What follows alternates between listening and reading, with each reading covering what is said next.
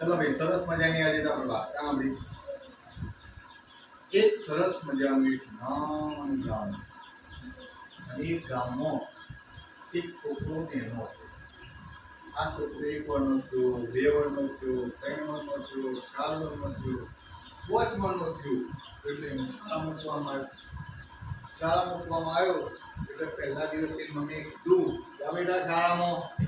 એ પહેલા દિવસે શાળામાં જો શાળામાં દફતર પડી હતું, અને બાજુના છોકરાની પેન્સિલ બહાર પડી. શું કર્યું હતું? પેન્સિલ. તો પેલા છોકરાઓમાં જોયું, પેલા કોઈને જોતું નહીં.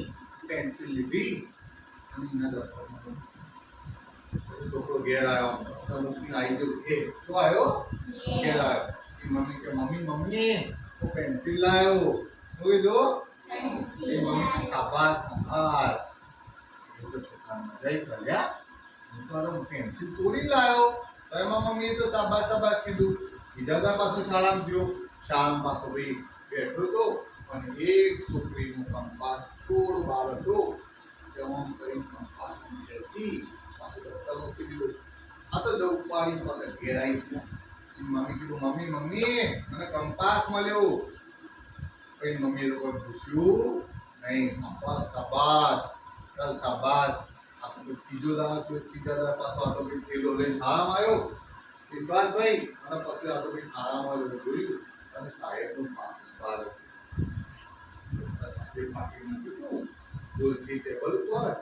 તો અમે જોયું કોઈ જોતું નહોતું. સાહેબનું પાકીટ ખોલી 500 રૂપિયા દીધા. આ તો થેલો લઈને ઘેરાઈ ગયા. એટલે મમ્મીને કીધું. મમ્મી જો હું 500 રૂપિયા લાવ્યો. મમ્મી કે શાબાશ શાબાશ. શું કીધું? એટલે આ તો પીવાનું ખબર પડી કે લે આ તો મજા આવે. લે ચોરી કરવાની મજા આવે. આ તો બધા શાબાશ શાબાશ કરે ચોરી કરવામાં. આ તો પછી બીજા દાડો શાળામાં જોયું, અને પછી સાહેબનું પાકીટ સાહેબ બચારા થોડું ભણાવતા છે ને એવું હશે. તો સાહેબના પાકીટમાંથી પૈસા કાઢીને આટલી બધી જલ્દી પૈસા લઈ લીધા. બોલે પછી બધાના બૂટ ચોરી આવે, ચંપલ ચોરી આવે, પેન્સિલ ચોરી આવે. તો એને ચોરી કરવાની આદત પડી ગઈ. શું પડી ગયું? પડી ગઈ. આ તો ચોખ્ખું એમની મમ્મી તો ટોકા નહીં. બાબા બેટા તો આદુ કરીને કરતા મોટો થયો. 11માં આવ્યો, 12માં આવ્યો, તોય ચોરી કર્યો, મોટો થયો. હવે ચોરી કરતો હતો એટલે ભણવામાં ધ્યાન હતું નહીં. હવે વધતા આવડે નહીં, લખતા ના આવડે, ઘડિયા ના આવડે, સરવાળા બાદબાકી ગુણાકાર ભાગાકાર કોઈ આવડે નહીં. કેમ નતું આવડતું? એનું ધ્યાન ચોરી કરવામાં હતું. આમ બેહીને પાછળ ભણવા દે ને, આમ બેહી તો સાહેબ ભણાવતા હોય, આમ બોર્ડમાં ભણાવતા હોય, વાર્તા કહેતા હોય, એનું ધ્યાન શું હોય ખબર? કના ખીચામ પૈસા હોય, કનો કંપાસ સારો હોય, કનો નાસ્તો સારો હોય, આમ જુઓ. એનું ધ્યાન ભણવામાં હતું નહીં. એમ કરીને ભણવાનું જ્યારે પૂરું થયું ત્યારે એને કોઈ આવડતું નહોતું. નોકરી કરવા જાય તો કોઈ મને નોકરી આલો, તો કોઈ નોકરી આલે? કોઈ આવડતું ના હોય, પૈસા ગણતા ના આવડતા હોય તો કોઈ નોકરી આલે? નોકરી ધંધો બંધો કોઈ આવડે નહીં. ચોરી કરતા આવડે. આ તો પડે. રિક્ષામાં જતો હોય તો કોકનો દોડો ચોરી લે, કોઈનું પાકીટ કાઢી લે. પછી આપણે બસમાં બધા ચડતા હોય ને તો ખીચામાં પાકીટ કાઢી લે. એમને ચોરી કરવાનું ચાલુ કર્યું. પછી એક દાડો મોટી ચોરી કરવા જોયું. મોટી ચોરી કરવા મોટા ઘરમાં છું, અને ચોરી કરતા ભાઈ એને ખાસી બધી ચોરી કરતા પકડી ગયો. ખરાબ કામે ચાલુ કરી દીધો. તો બસ કોકને ભૂલથી ધક્કો માર્યો તો ભૂઈ પડીને તો ભાઈ મરી ગયા. હવે ભાઈને તો ફાંસીની સજા આપવામાં આવ્યું. તમે ખરાબ કામ કરો ને એટલે પોલીસ પકડી જાય. પછી પોલીસ જેલમાં રાખો. પછી કોર્ટમાં તમારું કોર્ટની અંદર કરવામાં આવું, અને તમારો ગુનો સાબિત કરવામાં આવે. તમે ગુનેગાર સાબિત હોય એટલે જજ સાહેબ તમને સજા આપ્યું. નાની ચોરી કરી હોય તો દંડ કર્યું, મોટી ચોરી કરી હોય તો તમને જેલની સજા કર્યું, કોઈને મારી નાખ્યા હોય તો તમારે ફાંસીની સજા કરી. અમને ફોસીની સજા આવી એટલે એને કીધું ભાઈ આવતીકાલે આ ભાઈને ફોસીની સજા આપવામાં આવશે. ફોસીની સજા હતી ને એ વખતે એને પૂછવામાં આવ્યું, બોલો ભાઈ તમારી છેલ્લી ઈચ્છા શું છે ચોરભાઈ? કે મારી છેલ્લી ઈચ્છા એવી છે મારા મમ્મીને બોલાવો મારા જોડે. હવે એ તો એની મમ્મીને બોલાયા અને પછી આ તો ભાઈ એની મમ્મીને એવું હતું મારા છોકરો તો પછી ચડી જશે. એની મમ્મી રોવા માંડી હતી એટલે આ તો ભાઈ દોડતો એની મમ્મી બાજુ જોયો એટલે એની મમ્મીને લાગ્યું આમાં પેટવા આવે અમારો છોકરો મરવા પડ્યો એટલે આવીને મમ્મીનું નાક કાપી નાખ્યું. શું કર્યું? ઘરથી નાક કાપી નાખ્યું. એટલે બધા પોલીસ વાળા તો છૂટા પાડ્યા અને પછી તો એ છોકરાને પૂછવામાં આવ્યું, ભલ્યા ચોર સીતા મમ્મી કેમ આવું કર્યું? એટલે ચોરને છેલ્લા દાડે ખબર પડી. શું ખબર પડી? એ પોલીસને કહેવા માંડ્યો હતું, પોલીસ ભાઈ મારી મમ્મીએ પહેલા દાદાની પેન્સિલ ચોરી ત્યારે મને પૂછ્યું નહીં કે બેટા તું ચોથી પેન્સિલ લાવ્યો? કંપાસ ચોરીને લાવ્યો ત્યારે મમ્મી મને પૂછ્યું ને એ દા મને પૂછ્યું હોય મને એક લાફો માર્યો હોય મને કીધું જોઈ લાવ્યો ભાઈ ચલો કંપાસ તો સાહેબે આલ્યો હોય પેન્સિલ સાહેબ આલ્યો પણ 500 રૂપિયા સાહેબ આલ્યો કોઈ દાડો કે સાહેબ 500 રૂપિયા ચોરી લ્યો ત્યારે મારા મમ્મીએ શાબાશ કીધું. એ વખતે એને મને શાળામાં એમ કીધું હોય તો ભાઈ કના પૈસા હતા કેમ ચોરી કરી?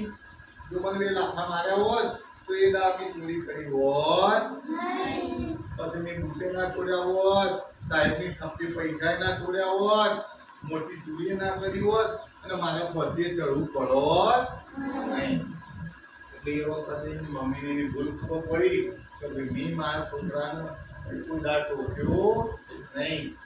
એટલે એ વખતથી બધાએ નક્કી કર્યું ભાઈ કોઈ છોકરો કોઈ વસ્તુ લઈને આવે તો ઘેર અમારે ધ્યાન રાખવી પડો, પૂછવું પડો.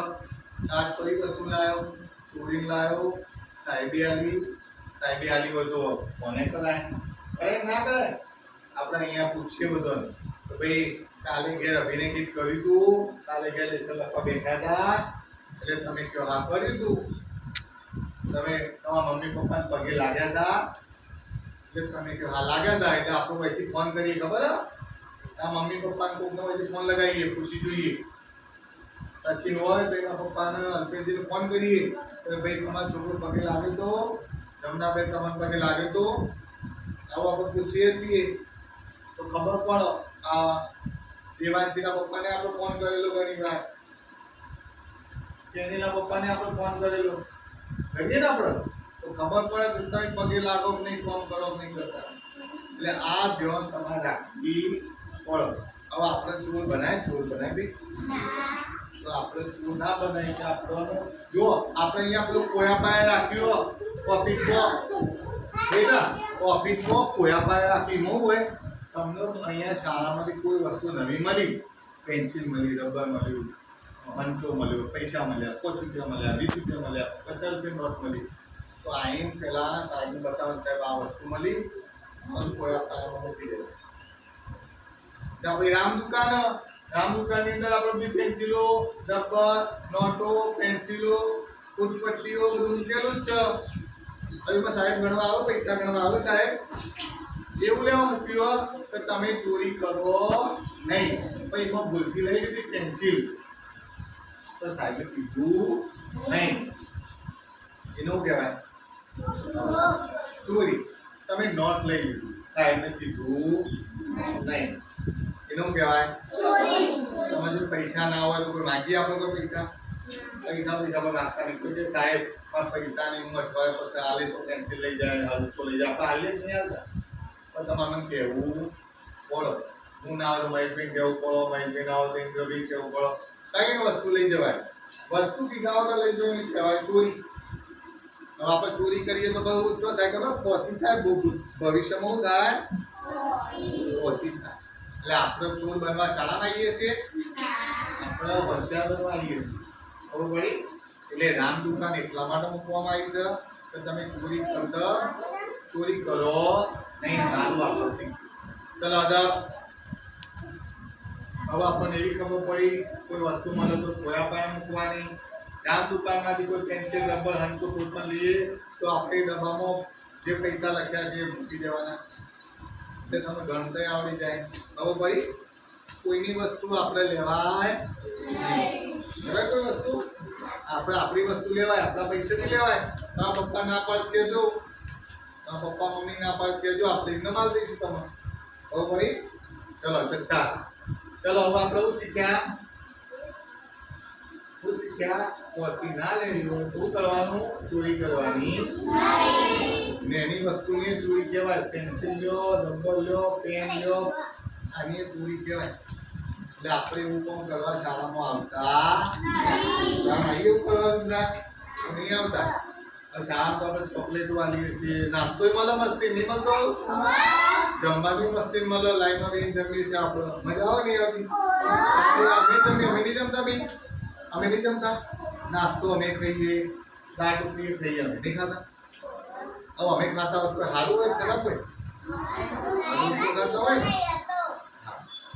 ચલો ચક્કા બંધ કરો.